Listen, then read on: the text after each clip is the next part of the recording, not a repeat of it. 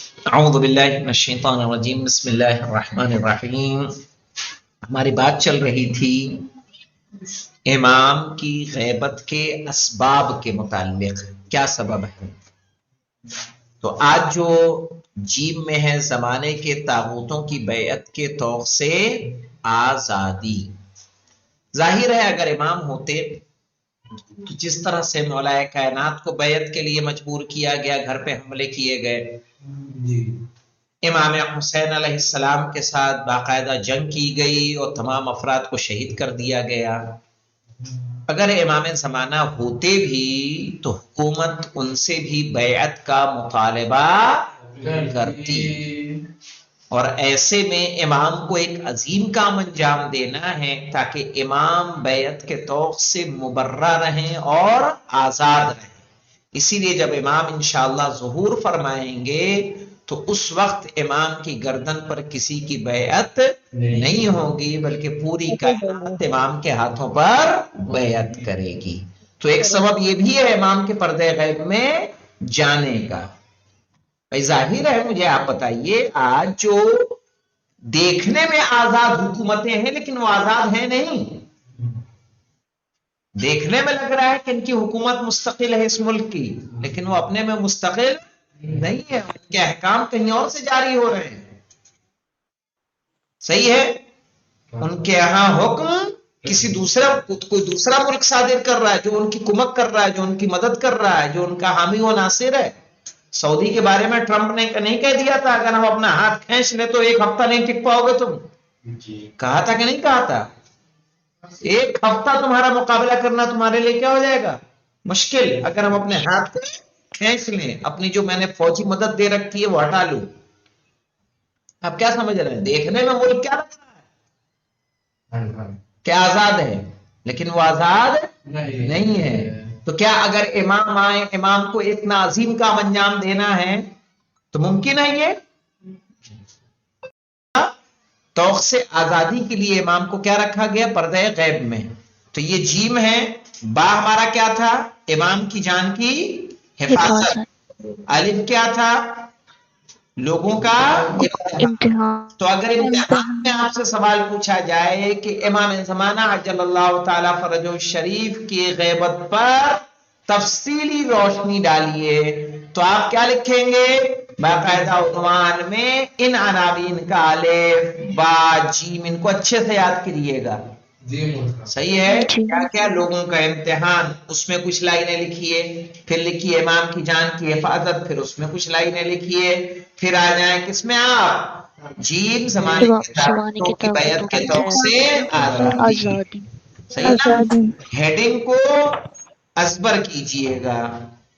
کہنا 12ویں امام عجل اللہ تعالیٰ فرج الشریف نے کسی بھی ظالم حکومت کو از راہ تقیہ بھی قانونی نہیں جانا ہے۔ کوئی بھی ظالم حکومت کو امام زمانہ نے تقیہ کی صورت میں بھی قانونی نہیں جانا ہے۔ سمجھ رہے ہیں؟ جی۔ اور نہ جانتے ہیں، کسی بھی حاکم اور بادشاہ کے سامنے تقیہ کرنا آپ کا فریضہ نہیں ہے، اور آپ کسی بھی ظالم کے زیر حکومت نہیں رہے ہیں اور نہ رہیں گے، چونکہ آپ اپنے وظیفے کے مطابق عمل کرتے ہیں اور خدا کے دین کو بطور کامل بغیر کسی خوف و رعایت و پردہ پوشی کے اجرا کرتے ہیں۔ آپ کسی حکم کے تابع نہیں ہوں گے بلکہ دنیا آپ کے حکم کے تابع ہوگی۔ اسی بنا پر دوسروں کے ساتھ کسی بھی قسم کے عہد و میثاق، بیعت اور رعایت کا سوال ہی نہیں رہ جاتا ہے۔ حسن بن فضال کہتے ہیں کہ 8ویں امام علیہ السلام نے فرمایا، گویا میں اپنے شیعوں کو دیکھ رہا ہوں کہ وہ ہمارے پر پوتے امام حسن عسکری علیہ السلام کی رحلت کے وقت اپنے امام کو ہر جگہ تلاش کر رہے ہیں لیکن اس کو نہیں پا رہے ہیں۔ میں نے عرض کیا وہ کیوں غائب ہوں گے؟ فرمایا تاکہ جب وہ تلوار لے کر قیام کرے تو اس وقت ان کی گردن پر کسی کی بیعت نہ ہو۔ تو سمجھ میں آیا؟ کتنی وجہ بتائی اسباب غیبت کی؟ کیا کیا؟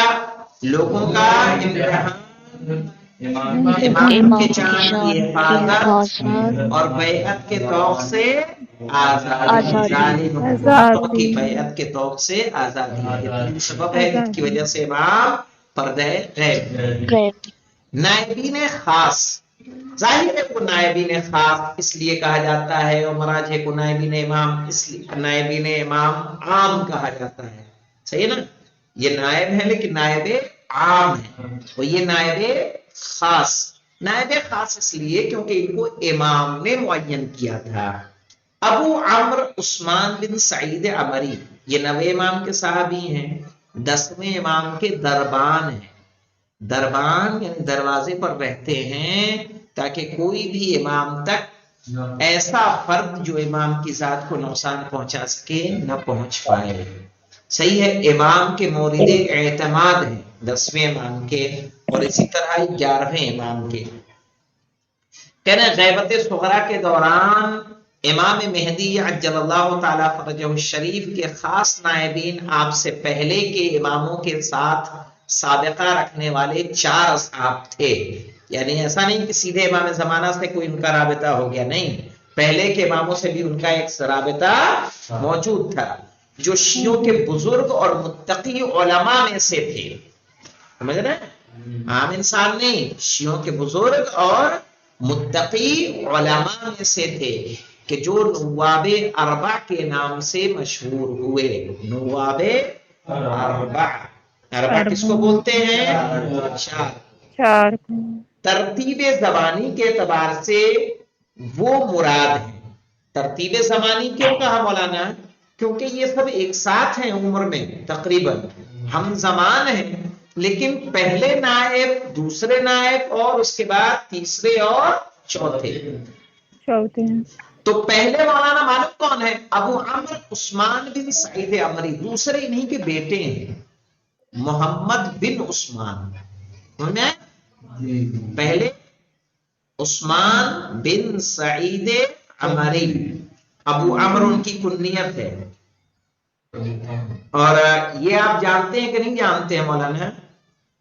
جب یہ پڑھا ہے آپ لوگوں نے کہ جب یہ دیکھیے ایسے لکھا جائے گا تو اس کو عمر پڑھا جائے گا، اور جب واو لگ جائے گا تو پڑھیں گے عمر۔ آئے سمجھ میں؟ واو کے ساتھ عمر پڑھا جائے گا اور بنا واو کے عمر۔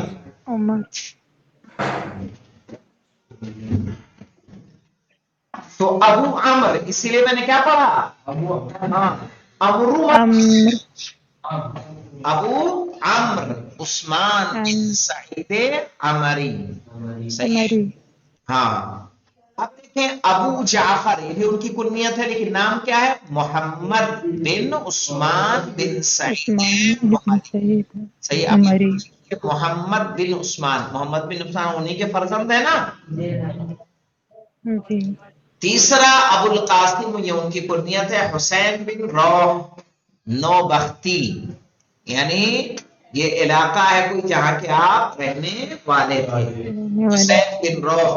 اور غالباً ہم لوگ جب عریضہ ڈالتے ہیں تو کس کا نام لیتے ہیں؟ حسین بن روح کا نام لیتے ہیں۔ کبھی ڈالا ہے کہ نہیں ڈالا ہے آپ نے؟ کہاں ڈالا ہے آپ نے؟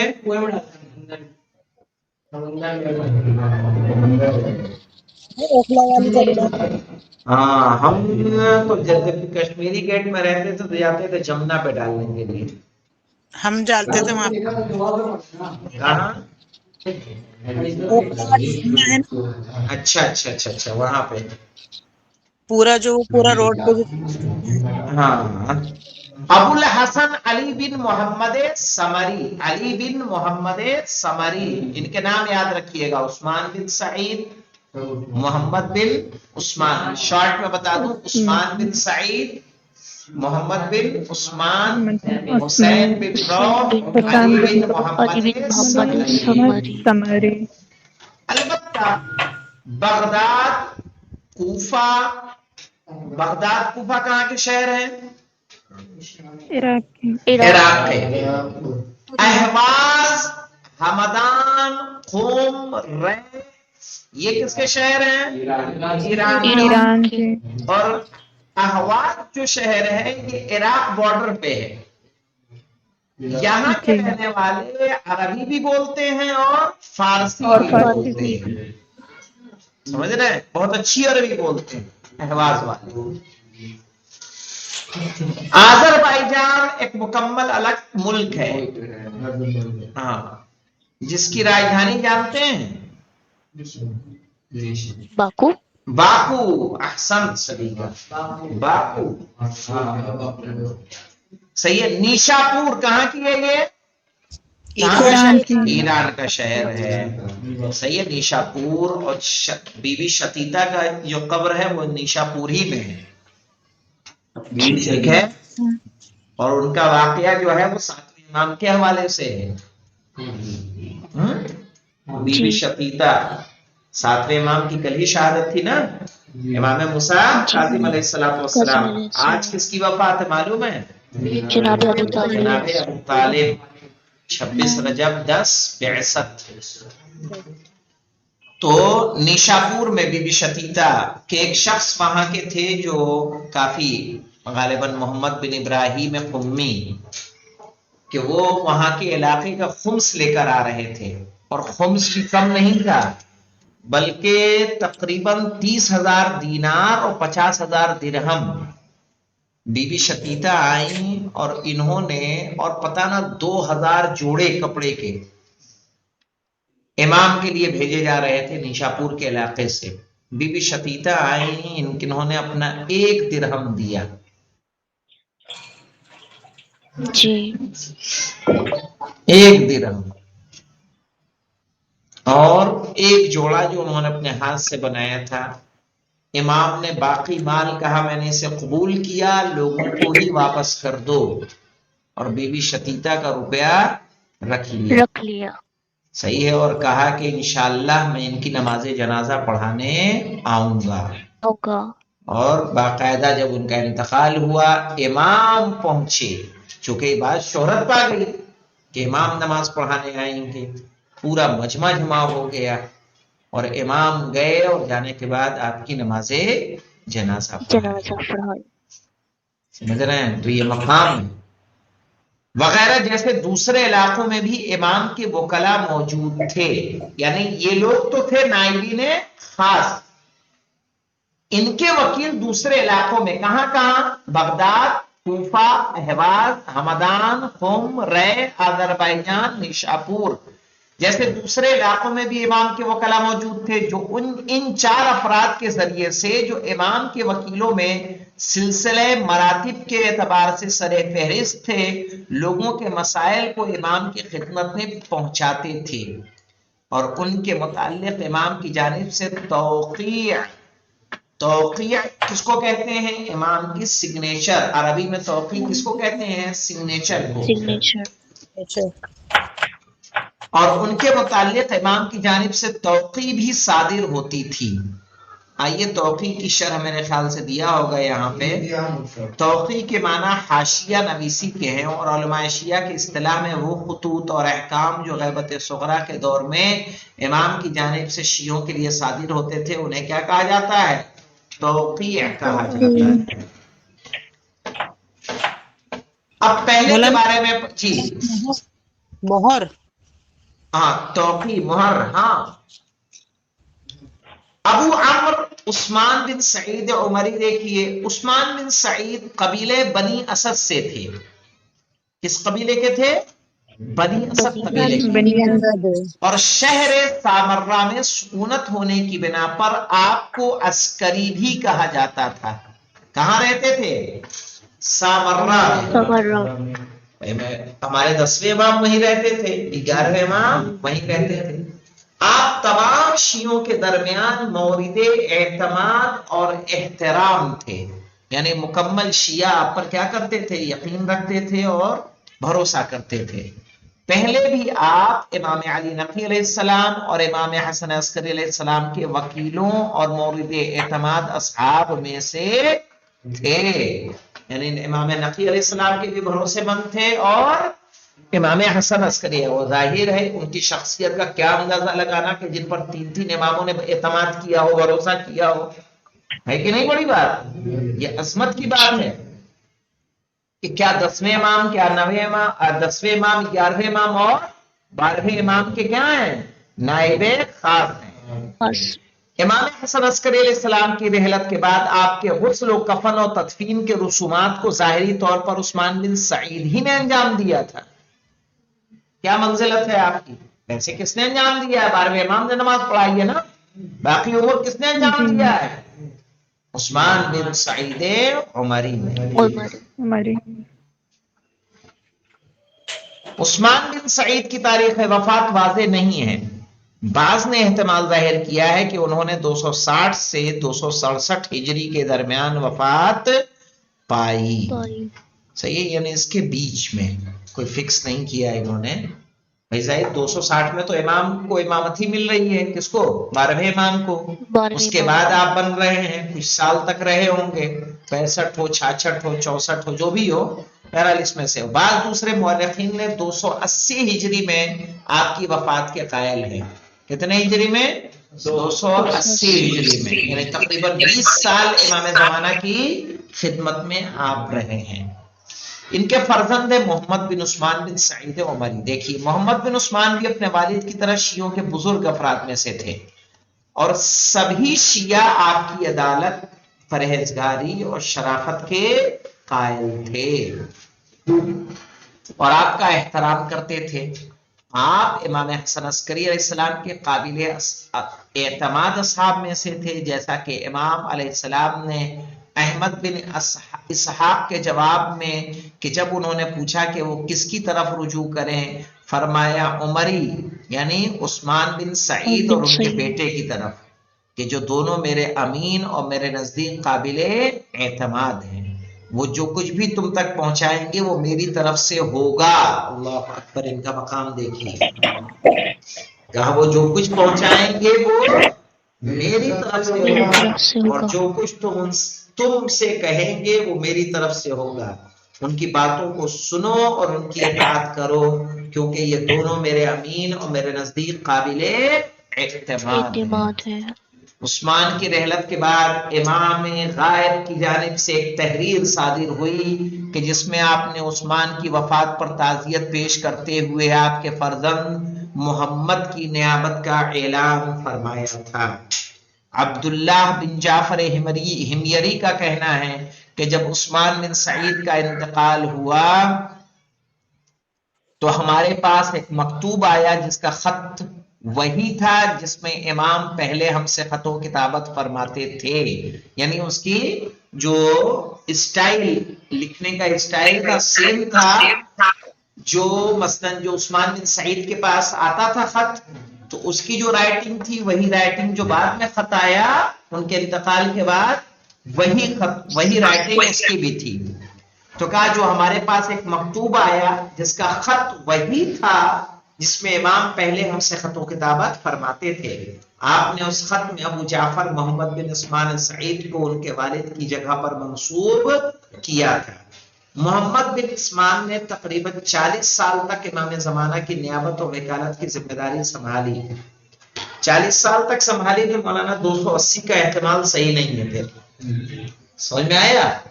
جن لوگوں نے 280 کا احتمال کیا، چونکہ 329 تک تو کیا ہے غیبت سکرا ہی ہے، شکرہ تو 229 سے اگر 40 سال لیں گے تو کتنا ہو جائے گا؟ 320۔ آئیے دیکھتے ہیں۔ اور اس دوران علاقائی اور مقامی وکیلوں کو منظم رکھتے تھے اور ان کے کاموں پر نظر رکھتے تھے اور شیعوں کے کاموں کے سرانجام میں مشغول تھے۔ امام کی جانب سے بہت سی تحریریں صادر ہوئیں اور آپ کے ذریعے سے دوسروں تک پہنچی۔ آخر کار آپ نے 304 یا 305 میں انتقال فرمایا۔ تو 304 305 سے اگر 40 سال نکالیں گے تو کتنا جائے گا ہمارا؟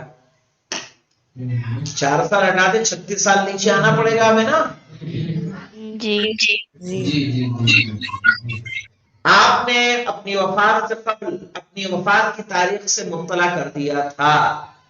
اور یہ کس نے اطلاع دی ہوگی آپ کو؟ امام زمانہ کے اللہ تعالیٰ کی جب سے مرنے سے پہلے اپنی وفات سے قبل اپنی وفات کی تاریخ سے مطلع کر دیا تھا، اور ٹھیک اسی تاریخ کو انتقال فرمایا کہ جس تاریخ کے لیے پہلے کہا تھا۔